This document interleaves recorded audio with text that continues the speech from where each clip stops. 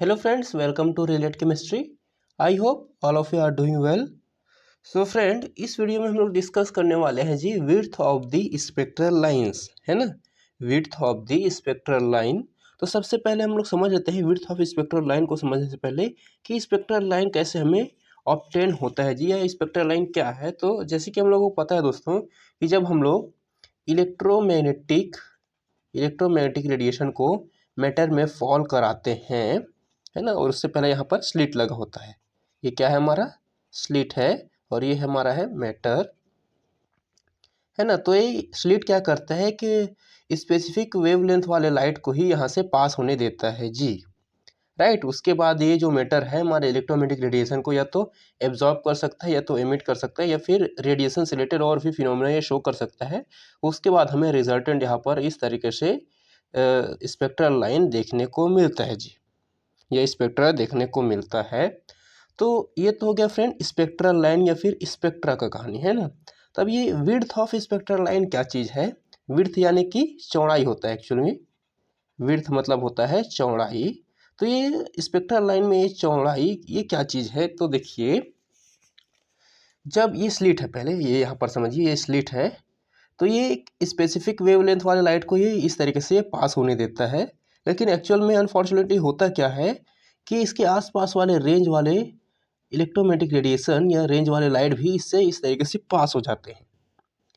जब यानी कि ये यहाँ पर देखिए ये न्यू 2 हमें, ये हमारा क्या है, मोस्ट प्रोबेबल फ्रिक्वेंसी है, इसको ही पास होना था। लेकिन यहाँ पर V1 और V3 भी, या फिर न्यू 1 और न्यू 3 भी इस तरीके से पास हो जाता है। तो होता क्या है, ये हमारा है मैटर, है ना। और स्पेशली हम लोग रोटेशन और वाइब्रेशन स्पेक्ट्रोस्कोपी की बात कर रहे हैं, तो इसमें इस तरीके से रैंडम मोशन में होते हैं एटम जो होते हैं, वो मैटर के जो एटम होते हैं वो, तो ये रैंडम मोशन में होते हैं और डिफरेंट वेलोसिटी के साथ रैंडम मोशन में होते हैं।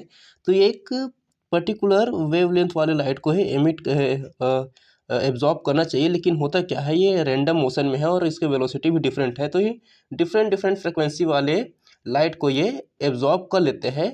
मैक्सिमम इसमें तो यानी कि इसमें 20 है, तो 10 एटम हैं वो न्यू 2 को एब्जॉर्ब करता है, 5 जो बचे वो न्यू 1 को, और 5 जो बचे वो न्यू 3 को इस तरीके से एब्जॉर्ब कर लेता है। तो हमें स्पेक्ट्रल लाइन किस तरह से अब देखने को मिलेगा, है ना, क्योंकि यहाँ से पास तो एक स्पेसिफिक लाइट को होना चाहिए, लेकिन आसपास वाले रेंज वाले रेडिएशन भी इससे पास हो जा रहा है स्लिट से। तो हमें इस तरीके से फिनोमिना देखने को मिल रहा है जी। तो हमें स्पेक्ट्रल लाइन किस तरीके से देखने को मिलेगा, ये हमारा है मोस्ट प्रोबेबल स्पेक्ट्रल लाइन है जी, है ना। ये तब की बात है जब 20 मॉलिक्यूल में से या 20 एटम में से 10 एटम ने ये हमारे न्यू 2 को एब्जॉर्ब किया। अब ये स्पेक्ट्रल लाइन हमें कब ऑब्टेन होगा, जब 5 मॉलिक्यूल जो बचा है वो इससे ज़्यादा, है ना, इससे ज़्यादा फ्रिक्वेंसी वाले लाइट को एब्जॉर्ब किया और ये उससे कम वाले फ्रिक्वेंसी वाले लाइट को एब्जॉर्ब किया, तब 5 मॉलिक्यूल ने और 5 मॉलिक्यूल ने इस तरीके से। तो हमें स्पेक्ट्रल लाइन किस तरीके से मिलेगा, इस तरीके से देखने को मिलेगा, राइट। तो हमें स्पेक्ट्रल लाइन इस तरीके से देखने को मिल रहा है, इस तरीके से। तो ये क्या आ गया, स्पेक्ट्रल लाइन हमें शार्प मिलना चाहिए, है ना, कि इलेक्ट्रोमैग्नेटिक रेडिएशन को हमारे मैटर ने एब्जॉर्ब किया और ये हमें स्पेक्ट्रल लाइन मिल गए इस तरीके से। लेकिन मिल क्या रहा है हमें, इस तरीके से विड्थ ऑफ स्पेक्ट्रल लाइन, या स्पेक्ट्रल लाइन में हमें चौड़ाई देखने को मिल रहा है जी। तो इसे ही हम लोग कहते हैं जी width of the spectral line. ये तो हो गया फर्स्ट कंडीशन फ्रेंड, या फर्स्ट रीज़न कि स्पेक्ट्रल लाइन हमें स्लिट की नैरोनेस कम नहीं होने के कारण हमें मिल रहा है। और दूसरा रीज़न ये है कि अब ये रैंडम मोशन में है, तो इसमें इंटर मॉलिक्यूलर कोलिजन भी तो होगा, है ना, इंटर मॉलिक्यूलर कोलिजन भी होगा, राइट, या इंटरेक्शन कह सकते हैं। तो इसके कारण भी, है ना, ये रैंडम मोशन में इस तरीके से एक दूसरे के साथ टकरा रहे हैं, तो इसकी वेलोसिटी डिफरेंट है ना, और ये कोलिजन कर रहा है, इसके कारण भी हमें width of the spectral line या फिर स्पेक्ट्रम में विड्थ हमें देखने को मिलता है जी, कुछ इस तरीके से हमें स्पेक्ट्रल लाइन में विड्थ देखने को मिलता है जी। ये मेनली 2 रीज़न होते हैं जी width of the spectral line के लिए, राइट। तो इसी चीज़ को हम लोग इस वीडियो में डिस्कस करने वाले हैं। तो देखिए, an isolated stationary and unperturbed molecular system exhibit definite and fixed energy level which give rise a sharp spectral line, है ना। इस तरीके से हमें शार्प स्पेक्ट्रा देखने को मिलना चाहिए था, इस तरीके से कि इलेक्ट्रोमैग्नेटिक रेडिएशन को हमारे मैटर ने एब्जॉर्ब किया और इस तरीके से जब एब्जॉर्ब किया इस तरीके से शार्प लाइन हमें देखने को मिलना चाहिए था। लेकिन अनफॉर्चुनेटली होता क्या है, तो देखिए हाउ एवर बल्क मैटर में, है ना, however bulk matter the varying intermolecular interaction, है ना, जैसे कि हम लोगों ने डिस्कस किया कि अब मॉलिक्यूल रैंडम मोशन में है, इस तरीके से, है ना, इस तरीके से रैंडम मोशन में है तो उसमें इंटरमॉलिक्यूलर इंटरेक्शन देखने को मिलेगा जी, है ना। Intermolecular interaction continuously shift the stationary state energy level thereby giving rise a line broadening, है ना, या फिर विड्थ देखने को मिलेगा हमें स्पेक्ट्रल लाइन में। उसके बाद देखिए one of the significant reasons for spectral absorption and emissions being observed not as infinitely sharp line but as both sharp and broad peaks may be instrumental, तो इस तरीके से हमें शार्प एंड ब्रॉड पीक देखने को मिलेगा instrument में। ये तो हो गया फ्रेंड पहला रीज़न कि इंटरमोलिकुलर इंटरेक्शन की वजह से हमें इस तरीके से ब्रॉडनिंग देखने को मिल रहा है या फिर विड्थ देखने को मिल रहा है स्पेक्ट्रल लाइन में।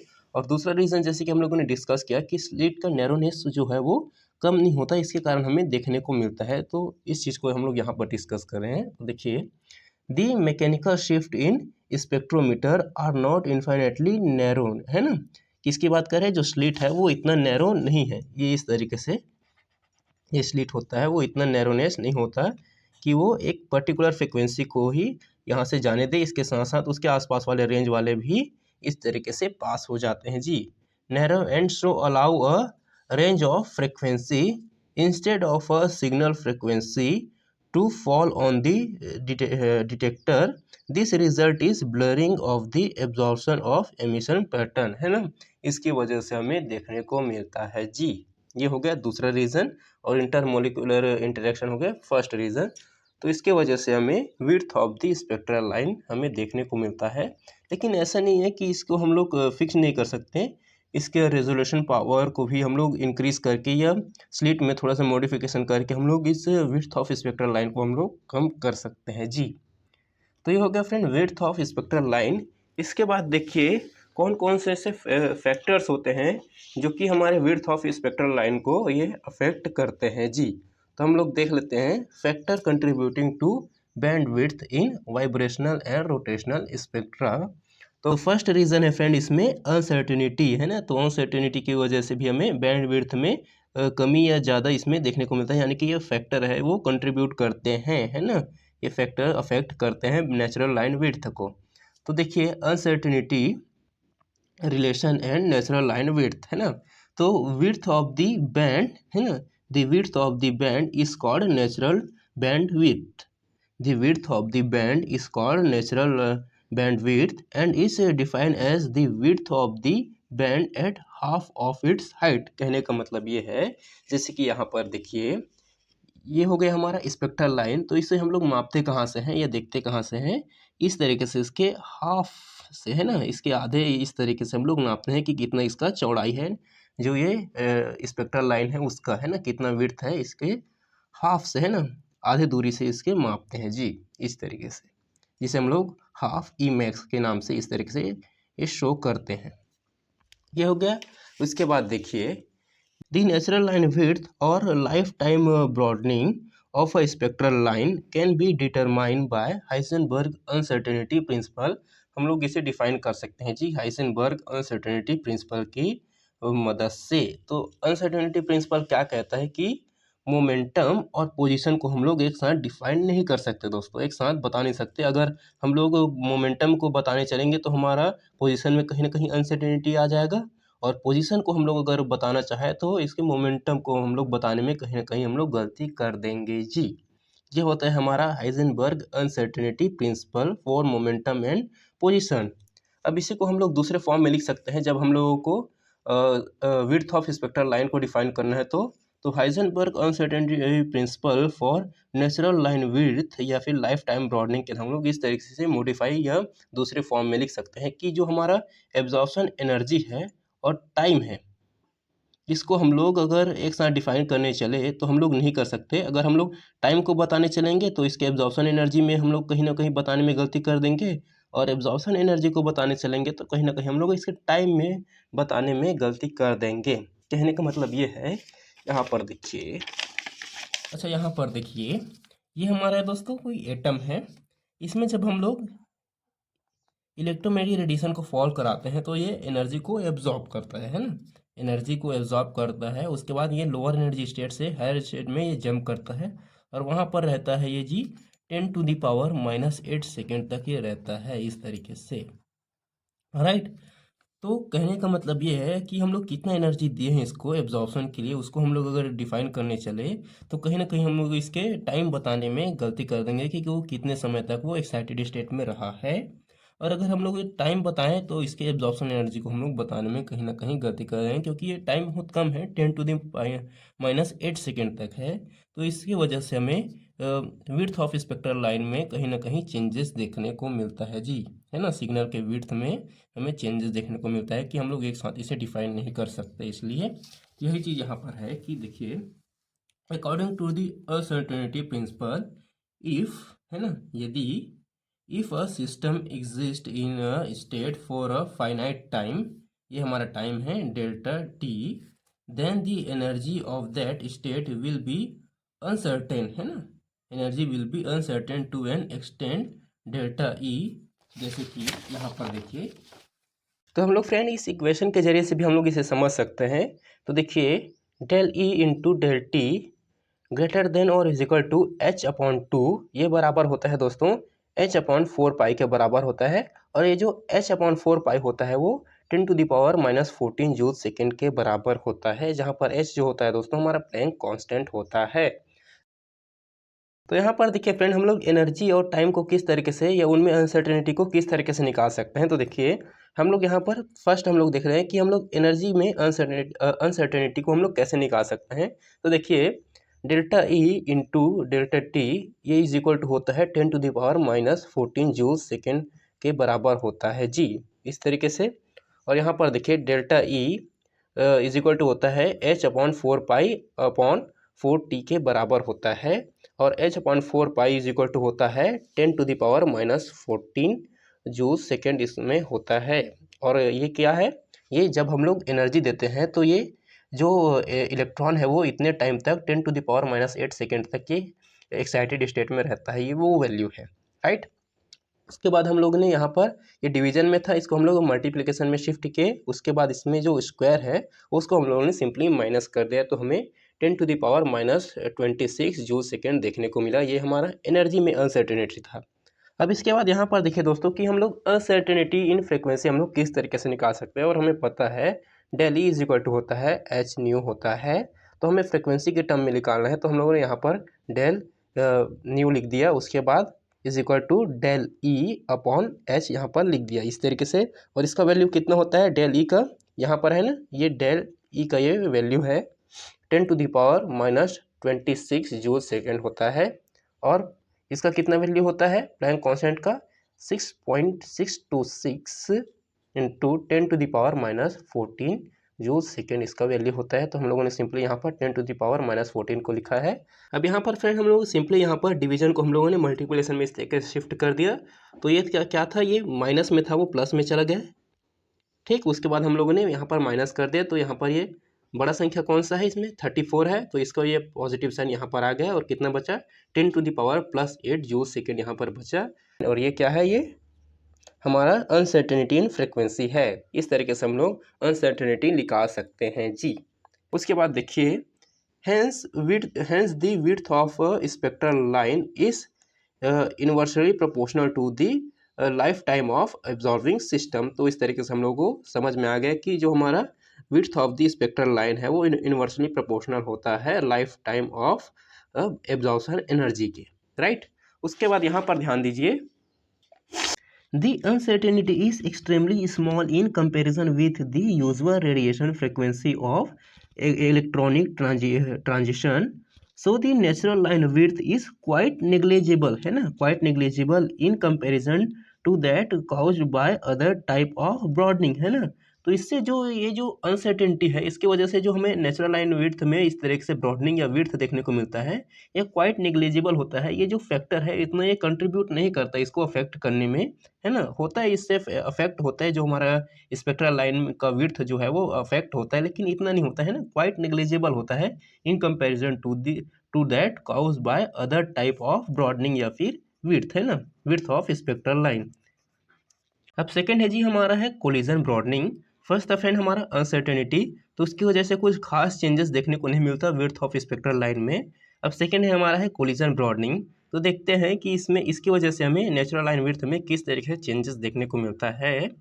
तो कोलिजन जो होता है दोस्तों, ये गैस और लिक्विड फेस में सबसे ज़्यादा होता है, क्योंकि गैस के मॉलिक्यूल थोड़ा ये मोशन करते हैं, रैंडम मोशन करते हैं, लेकिन इसके मॉलिक्यूल दूर दूर होते हैं। तो कोलिजन किस में ज़्यादा पॉसिबल है, लिक्विड स्टेट में या लिक्विड फेज में ज़्यादा पॉसिबल है। तो कोलिजन ब्रॉडनिंग हम लोगों को, अगर मैटर हम लोग यूज़ कर रहे हैं, अगर वो लिक्विड हुआ तो उस केस में हम लोगों को कोलिजन ब्रॉडनिंग देखने को मिलेगा, और इसकी वजह से हमें स्पेक्ट्रल लाइन में इस तरीके से विड्थ देखने को मिलेगा, इस तरीके से चौड़ाई देखने को मिलेगा जी, राइट। तो देखिए यहाँ पर मॉलिक्यूल और atoms in gas and liquid phase are in continuous motion are collision occur frequently with each other, है ना। होगा, इसमें भी होगा, लेकिन एज कम्पेयर टू लिक्विड इसमें कम होगा जी, है ना। Collision cause small change in ground state energy level and interfere with vibrational motion, hence vibrational spectra get broaded, है ना। इसकी वजह से हमें जो वाइब्रेशनल स्पेक्ट्रा है वो ब्रॉडेड देखने को मिलेगा, या उसमें ब्रॉडनिंग देखने को मिलेगा जी। और किस केस में ज़्यादा देखने को मिलेगा, लिक्विड के केस में हमें ज़्यादा देखने को मिलेगा, और गैस में उससे कम, है ना। तो ये हो गया फ्रेंड कोलिजन ब्रॉडनिंग।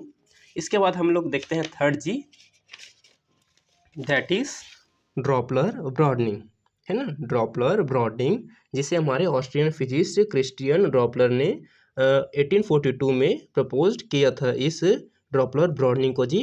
अब ड्रॉपलर ब्रॉडनिंग को समझने से पहले फ्रेंड मैं आप लोगों को ड्रॉपलर इफेक्ट के बारे में बता देता हूँ, ये क्या होगा, फिर आप लोग इसे अच्छे से कनेक्ट कर पाएंगे कि ये ड्रॉपलर इफेक्ट है ना, और ड्रॉपलर शिफ्ट या फिर ड्रॉपलर ब्रॉडनिंग में क्या इंटर कनेक्शन है उसको। तो देखिए यहाँ पर ये रेलवे ट्रैक है फ्रेंड, और यहाँ पर रेलवे क्रॉसिंग है जहाँ पर आप लोग खड़े हैं। यहाँ से ट्रेन आ रहा है तो आप लोगों को आवाज़ कम सुनाई देगा, है ना, हॉर्न का आवाज़ कम सुनाई देगा। जब ट्रेन आपके पास में आ जाए, यहाँ पर आ जाए, तो आप लोगों को हॉर्न का आवाज़ सबसे ज़्यादा सुनाई देगा, राइट। और जब ट्रेन यहाँ से निकल जाए तो आप लोगों को फिर से कम साउंड सुनाई देगा फ्रेंड, इस तरीके से। तो मैं अगर साउंड का इस तरीके से मैं इस तरह से ग्राफ बनाना चाहूँ तो मुझे इस तरीके से उसमें ब्रॉडनिंग देखने को मिलेगा जी। कुछ इस प्रकार से ब्रॉडनिंग देखने को मिलेगा। जब दूर था तो मुझे कम आवाज़ सुनाई दिया, जब पास आया तो थोड़ा तेज़, सबसे ज़्यादा तेज़ आवाज़ सुनाई दिया, और जब ये निकल गया ट्रेन तो मुझे कम आवाज़ सुनाई दिया। सिमिलरली यहाँ पर भी होता है, मॉलिक्यूल के केस में भी होता है ना। तो देखिए यहाँ पर मैं इस तरीके से समझा सकता हूँ। तो यहाँ पर ध्यान दीजिए फ्रेंड, यहाँ पर मैंने एटम यहाँ पर ड्रॉ किया है, तो कुछ एटम यहाँ पर रेस्ट में है, कुछ इस तरीके से, कुछ वेलोसिटी के साथ यहाँ इस तरह से शिफ्ट हो रहा है, कुछ अलग वेलोसिटी के साथ, कुछ ये यहाँ से शिफ्ट हो रहा है, इस डायरेक्शन में शिफ्ट हो रहा है। तो according to Max distribution law, कि अगर ये डिफरेंट वेलोसिटी के साथ ये रैंडम मोशन कर रहा है, तो इसकी वेलोसिटी अगर डिफरेंट है तो ये डिफरेंट फ्रिक्वेंसी के लाइट को ये एब्जॉर्ब करेगा, है ना।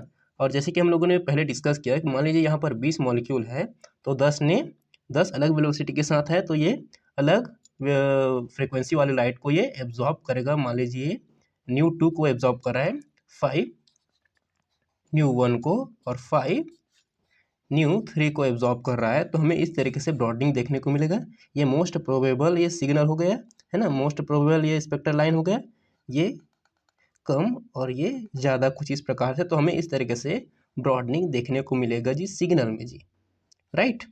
और आप लोगों ने ध्यान दिया होगा, ये जो हमें ब्रॉडनिंग या फिर विड्थ देखने को मिल रहा है स्पेक्ट्रल लाइन में, ये ड्रॉपलर इफेक्ट जब मैंने आप लोगों को बताया था साउंड के केस में, उसी से सिमिलर है ना। इसलिए मैंने आप लोगों को ये डॉपलर इफेक्ट पहले पढ़ाया था फ्रेंड, कि साउंड के केस में क्या हुआ, जब हमारे पास में आया ये ट्रेन तो हमें ज़्यादा साउंड सुनाई दिया, जब हमारे से दूर था और ये दूर जा रहा है उसके केस में था। और इस तरीके से हमें साउंड के केस में अगर मैं ड्रॉ करूँ तो इस तरीके से मुझे ब्रॉडनिंग देखने को मिलेगा, इस तरीके से। सेम उसी तरीके से स्पेक्ट्रल लाइन में हमें ब्रॉडनिंग देखने को मिला जब हमारे मॉलिक्यूल रैंडम मोशन में है, कुछ इधर जा रहा है, कुछ इधर जा रहा है, कुछ रेस्ट में है, तो उसके बाद हमें ये ब्रॉडनिंग देखने को या स्पेक्ट्रल लाइन में विड्थ देखने को मिला जी, राइट। अब आते हैं हमारे टॉपिक में, ड्रॉपलर ब्रॉडनिंग में। तो आप लोगों को पता है कि इसे क्रिस्टियन ड्रॉपलर ने 1842 में डिस्कवर किया था या प्रपोज किया था जी। अब ये डॉपलर इफेक्ट क्या होता है उसको हम लोग देख लेते हैं थ्योरेटिकली। द ड्रॉपलर इफेक्ट और ड्रॉपलर shift is the change in frequency of absorbed or emitted radiation when the source is moving towards or away from the absorber।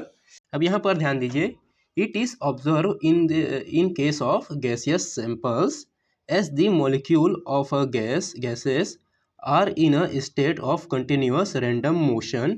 कहने का मतलब ये है कि ये जो हमारा ड्रॉपलर ब्रॉडनिंग है ये गैसियस सैंपल में हमें ज़्यादा देखने को मिलेगा, और जो हमारा कोलिजन के केस में, कोलिजन ब्रॉडनिंग के केस में लिक्विड में हमें सबसे ज़्यादा कोलिजन ब्रॉडनिंग देखने को मिलता है जी, है ना, क्योंकि गैस के मॉलिक्यूल दूर दूर होते हैं तो इसमें collision as compare to liquid हमें कम देखने को मिलता है। तो इस तरीके से फ्रेंड हमारा ड्रॉपलर ब्रॉडनिंग भी यहाँ पर कंप्लीट हो गया है।